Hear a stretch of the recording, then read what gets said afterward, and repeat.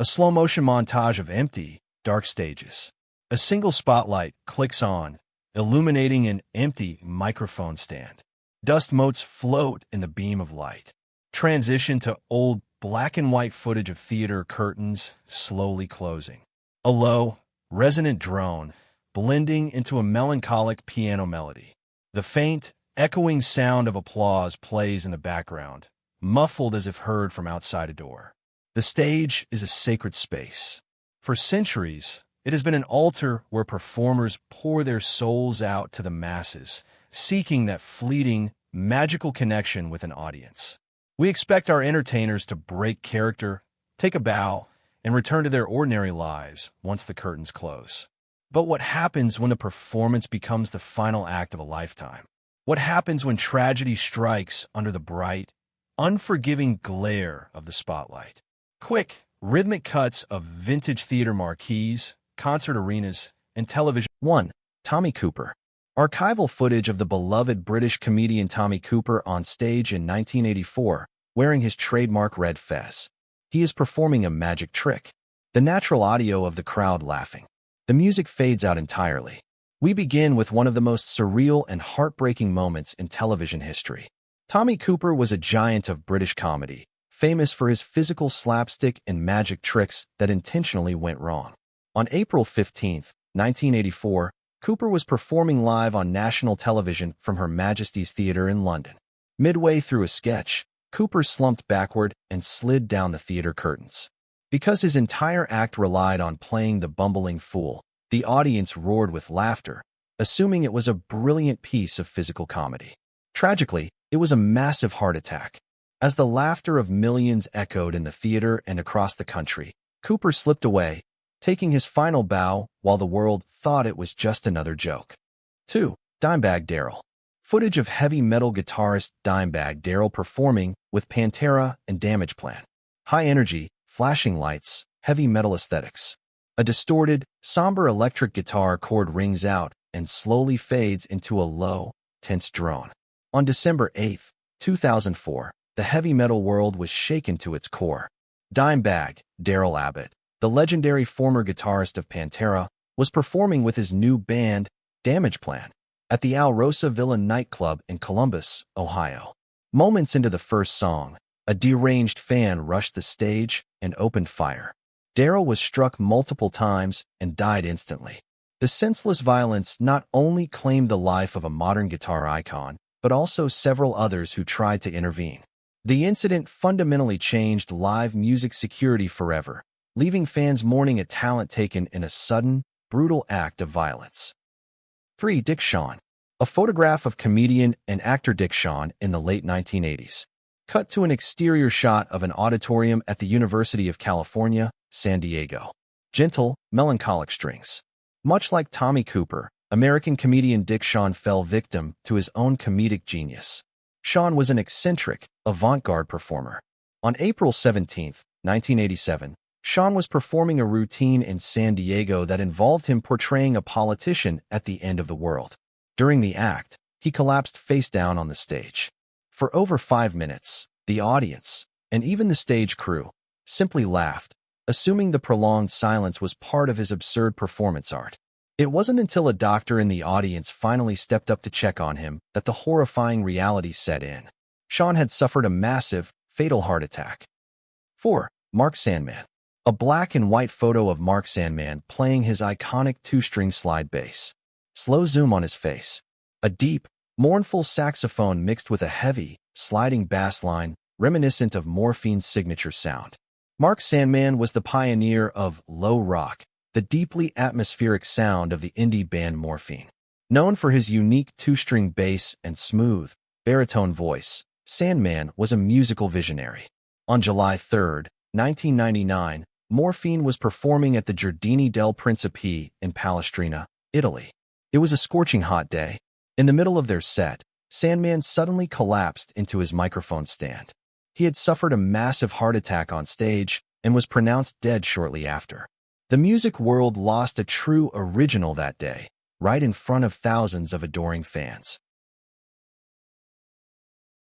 5. Miriam Makeba. Vibrant footage of Miriam Makeba singing on stage, smiling warmly. A map showing Castelvolturno, Italy. A soft, respectful African percussion rhythm mixed with a slow vocal hum. Known globally as Mama Africa, Miriam Makeba was a South African singer and a fierce civil rights activist. Her voice brought the struggles of apartheid to the global stage. On November 9, 2008, the 76-year-old icon was performing at a concert in Italy, organized to support a writer facing death threats from the mafia. She sang her heart out for half an hour. But as the concert ended and she turned to leave the stage, Makeba suffered a severe heart attack. Despite immediate medical attention, she passed away. She died exactly as she lived, using her voice to fight for justice and uplift others.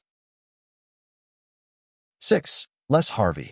A gritty, 1970s concert poster for the band Stone the Crows. Photos of Les Harvey playing the guitar. A sudden burst of electrical static, followed by absolute silence for 2 seconds, then a slow, somber acoustic guitar. The death of Les Harvey is a grim reminder of the physical dangers present in the era of analog stage equipment. Harvey was the lead guitarist for the Scottish blues rock band Stone the Crows. On May 3, 1972, the band was preparing to perform at Swansea's top-ranked ballroom to an audience of over 1,000 people. As Harvey grabbed his microphone, a fatal flaw in the venue's electrical grounding revealed itself. He was severely electrocuted by an ungrounded microphone. The horrific accident claimed his life instantly, shocking his bandmates and halting the promising trajectory of the band. 7. Nick Menza. Fast-paced drumming footage of Nick Menza during his time with Megadeth. Cut to the exterior of the Baked Potato Jazz Club in Los Angeles. A slow, methodical drumbeat resembling a heart monitor. Nick Menza was widely considered one of the greatest heavy metal drummers of the 1990s, defining the sound of Megadeth during their most successful era. In his later years, he continued to play out of pure love for the instrument. On May 21, 2016, Menza was performing with his progressive jazz fusion band, OHM, at the intimate Baked Potato Club in Los Angeles. 3 songs into the set, he collapsed behind his drum kit. He had suffered massive heart failure. Friends and patrons rushed to perform CPR, but Menza passed away, holding his drumsticks to the very end. 8. Owen Hart. Footage of the World Wrestling Federation, WWF, ring in 1999. Respectful, non-graphic photos of Owen Hart in his blue blazer costume. A melancholic piano melody. Professional wrestling is a scripted performance, but the physical risks are devastatingly real. On May 23, 1999, the WWF hosted its Over the Edge pay-per-view event at Kemper Arena in Kansas City. Owen Hart, performing as the Blue Blazer, was supposed to make a grand, comedic entrance by descending from the rafters on a harness. Tragically, the quick-release mechanism triggered prematurely. Hart plummeted almost 80 feet, striking the top rope and landing in the ring. While the live audience watched in confused horror, Hart died from internal bleeding.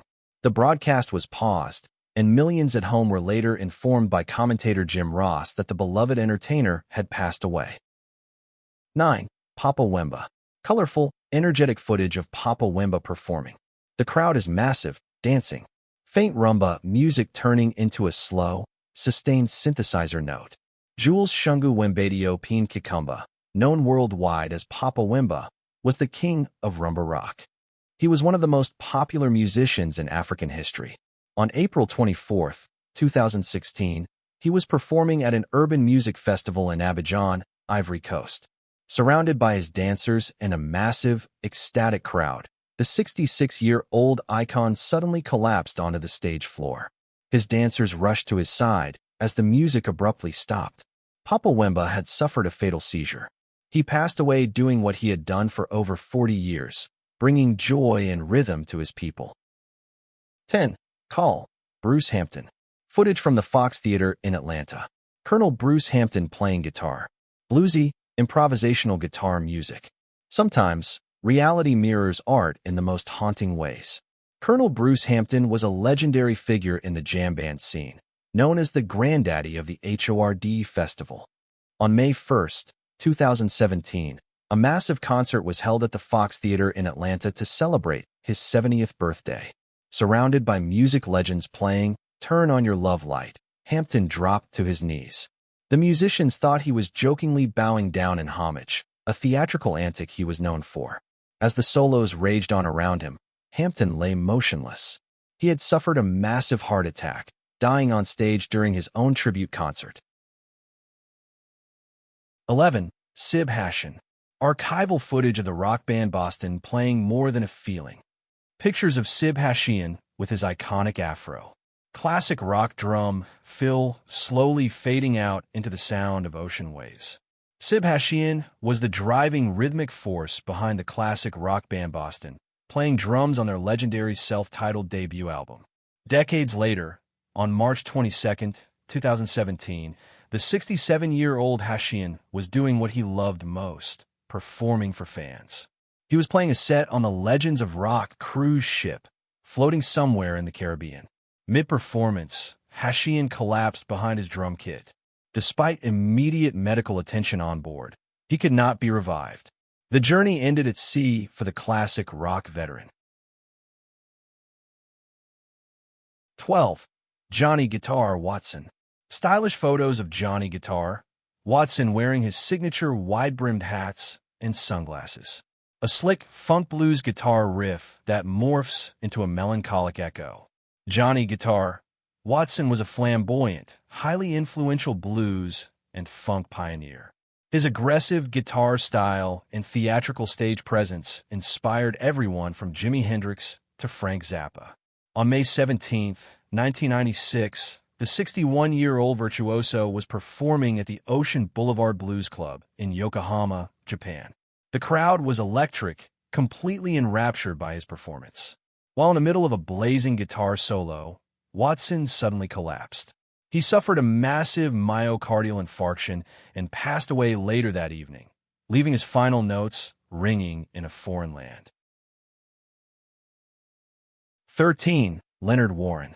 Opulent, black-and-white photos of the Metropolitan Opera House. Leonard Warren in full, dramatic operatic costume. A booming, powerful baritone voice singing an operatic scale, slowly fading into silence. The world of opera is defined by intense drama and grand tragedy, but the death of Leonard Warren brought that tragedy violently into reality. Warren was one of the premier baritones of his generation. On March 4, 1960, he was performing in La Forza del Destino at the Metropolitan Opera in New York. Having just finished a major aria, Warren launched into a recitative that translates to die, a monumental task. Almost immediately upon singing those words, he collapsed face forward onto the stage. He suffered a massive cerebral hemorrhage, dying instantly in front of a stunned audience. 14. Richard Versailles. Color footage of the Metropolitan Opera. A massive, towering stage set with ladders. Orchestral strings building tension. Decades after Leonard Warren's death, the Metropolitan Opera witnessed another chilling on-stage passing. Richard Versailles was a highly respected operatic tenor. On January 5, 1996, he was performing the role of Vitek in the Micropulos case. The scene required him to climb a 20-foot ladder resting against a filing cabinet. After singing his line, "Too bad you can only live so long," Versailles was struck by a massive heart attack. He fell heavily from the ladder to the stage floor below. The performance was immediately halted, and the eerie timing of his final lyrics remains one of opera's most haunting anecdotes. 15. Edith Webster. Vintage photos of small community theater stages in the 1980s. A solitary piano playing a slow lounge melody. The story of 60-year-old actress Edith Webster sounds like an urban legend, but it is entirely, tragically true. In November 1986, Webster was performing in a play called The Drunkard in Baltimore. In her big death scene, her character was supposed to sing "Please Don't Talk About Me When I'm Gone," slump over onto the floor and die. For years, she had performed this exact routine flawlessly. On this particular night, however, after she slumped over, she suffered an actual, fatal heart attack. The audience, believing it was a masterful performance, gave her a thunderous ovation while she passed away on the floor. 16. Ka Valinda. On March 22, 1978, he attempted to walk between two towers of the Condado Plaza Hotel in San 17. Country Dick Montana. Lively, rowdy footage of the alternative country band, the Beat Farmers. Photos of Country Dick Montana, Dan McLean, looking energetic. Fast-paced snare drum and country acoustic guitar. Dan McLean, better known by his stage name Country Dick Montana, was the larger-than-life drummer and singer for the alternative cowpunk band the Beat Farmers. He was famous for his deep voice, wild stage antics, and relentless energy. On November 8, 1995, the band was playing a gig at the Longhorn Saloon in Whistler, British Columbia. 3 songs into the set, Montana slumped over his drum kit. He had suffered an acute ruptured aortic aneurysm. Despite efforts to revive him, he passed away, leaving a massive void in the underground country rock scene. 18. Tiny Tim. Footage of the eccentric singer Tiny Tim with his signature shopping bags and ukulele, singing in his famous falsetto. A sad, slow plucking of a ukulele. Herbert Cowrie, universally known as Tiny Tim, was a musical anomaly. With his ukulele, shopping bags, and soaring falsetto, he became a pop culture phenomenon in the late 1960s. By 1996, his health was failing, and he had been warned by doctors to stop performing after suffering a heart attack earlier that year. But Tiny Tim refused to quit the stage. On November 30th, 1996, he was performing at a gala in Minneapolis. While singing his signature hit, Tiptoe Through the Tulips, he told his wife he didn't feel well before collapsing backward on the stage. He was rushed to the hospital, but died shortly after. 19. Nelson Eddy. Classic Hollywood portraits of Nelson Eddy, looking debonair. Black and white footage of a 1960s nightclub. A sweeping, romantic orchestral swell. Nelson Eddy was one of the most bankable movie stars and singers of the 1930s, famed for his classically trained baritone voice. By 1967, the 65-year-old was enjoying a successful nightclub career. On March 6th of that year, he was performing at the Sans Souci Hotel in Miami Beach, Florida. While singing, his voice suddenly trailed off. He turned to his accompanist and said, "Will you play Dardanella? I think I'm losing my voice." Those were his final words. He suffered a massive stroke on the stage and died mere hours later in the hospital. 20. Molière. Classical oil paintings of the French playwright Molière. A lavish, 17th-century Parisian theater set. A delicate, classical harpsichord piece. To find one of the most famous on-stage deaths in history, we must travel back to 1673. Jean-Baptiste Poquelin, known by his stage name Molière, was France's greatest playwright and actor. Ironically, his final play was The Imaginary Invalid, a comedy about a hypochondriac. Molière was genuinely, severely ill with tuberculosis while performing the lead role. During his performance on February 17th, he suffered a violently intense coughing fit that resulted in a severe hemorrhage. Refusing to stop the play, he pushed through the pain, collapsed after his final lines, and died shortly after being taken home. 21. Sid James. Photos of Sid James, the iconic star of the British carry-on comedy films, famous for his wrinkled face and dirty laugh. A brief snippet of his famous, raspy laugh, echoing out into silence. Another giant of British comedy, Sid James, met an eerily similar fate to Tommy Cooper. Best known for his starring roles in the Carry On film franchise, James was a beloved national treasure. On April 26, 1976, he was starring in a farce called The Mating Season at the Sunderland Empire Theatre. During the opening night performance, James slumped onto a couch on stage. His co-star, assuming James was playing a prank, improvised around him. The audience roared with laughter. It was only when James failed to respond to his cues that the stage manager brought down the curtain.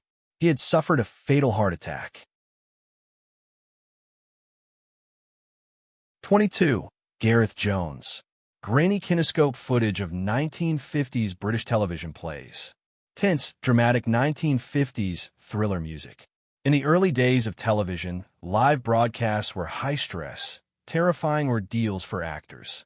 Gareth Jones was a British actor starring in the live television play Underground in November 1958. During the live broadcast, Jones went off-camera to wait in a dressing room before his next scene. Suddenly, he suffered a massive heart attack and collapsed, dying instantly. Because the broadcast was live, the director frantically instructed the remaining cast members to improvise and adapt the script on the fly to cover for Jones's absence. The cast bravely pushed through, making television history out of sheer tragedy. 23. Harry Park, Parkiacarcus. Black and white photos of Harry Park and the Friars Club in New York. Big band, jazz music playing softly. Harry Park, known by his radio stage name Parkiacarcus, was a beloved Greek dialect comedian in the 1930s and 40s.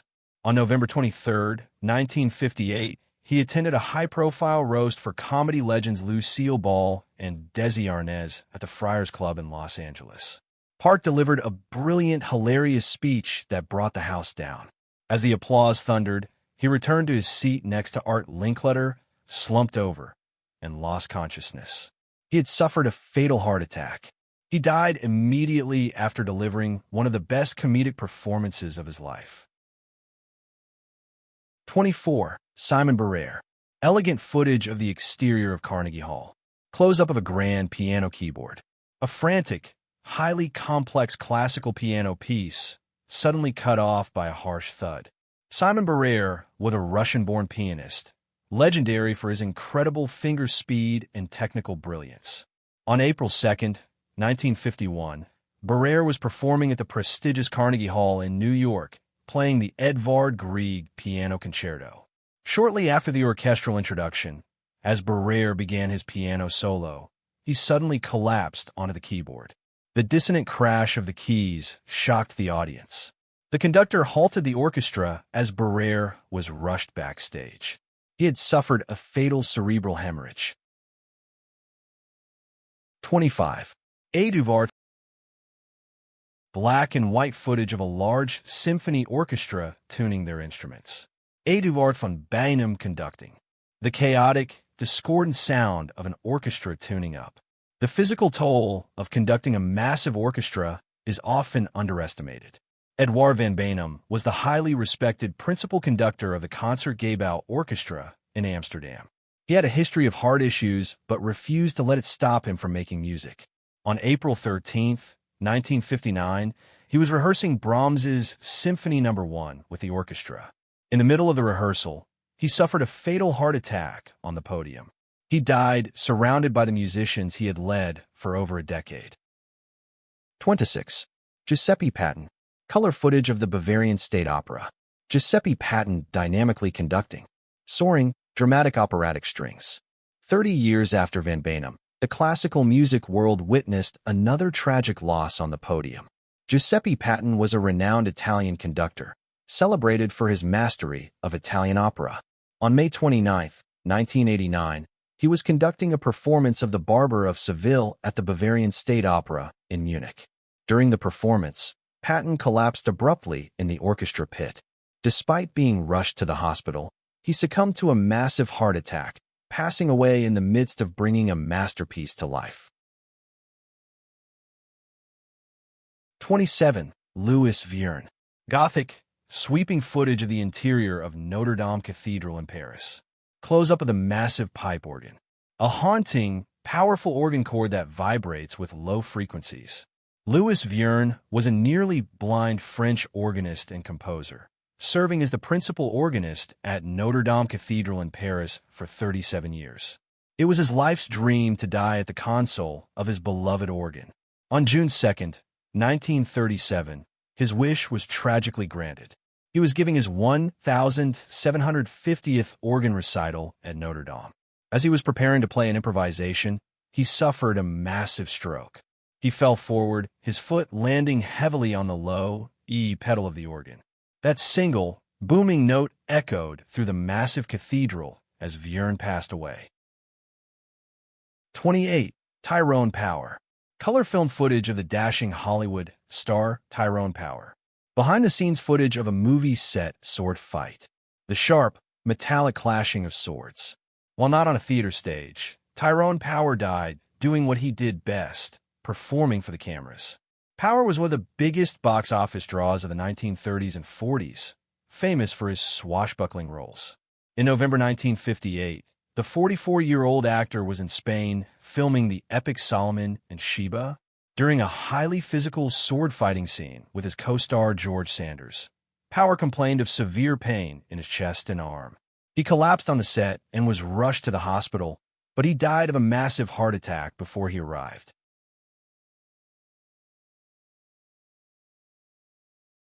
29. John Eric Hexum. Photos of the handsome television actor John Eric Hexum in the 1980s. A single, jarringly loud gunshot, followed by a long, high-pitched ringing sound.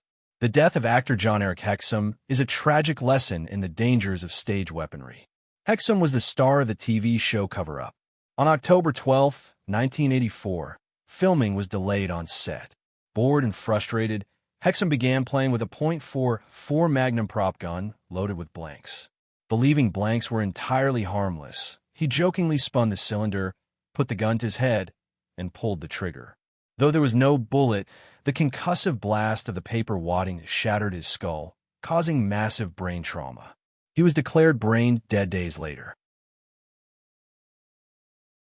30. Brandon Lee. Dark, gothic footage from the film The Crow. Brandon Lee in his iconic makeup. Rain falling, mixed with a dark, brooding synthesizer drone. Perhaps the most infamous on-set tragedy in modern film history is the death of Brandon Lee, son of martial arts legend Bruce Lee. On March 31, 1993, Lee was filming his star-making role in the gothic comic book adaptation The Crow. During a scene where his character is shot by thugs, a prop gun was fired at him. Tragically, due to gross negligence by the prop department, a real bullet fragment had been lodged in the barrel and was propelled out by the blank cartridge. Lee was struck in the abdomen and died in surgery. His death cast a long, dark shadow over Hollywood's safety protocols. The camera slowly pulls back, leaving a single, lit microphone stand on a dark stage. The light slowly fades to complete black. The somber piano melody from the introduction returns, mixed with the distant sound of a crowd giving a standing ovation. These 30 artists came from different backgrounds, different eras, and different disciplines. Yet, they are forever linked by the tragic public nature of their final moments. They remind us of the fragility of human life and the raw, vulnerable reality behind the curtain of entertainment. The show must go on, but for these performers, the stage became their final resting place. Their legacies, however, remain immortalized in the laughter, the music, and the memories they left behind. If you like this, smash like, hit subscribe, and drop a comment. I read them all. See you in the next one on Randomly True.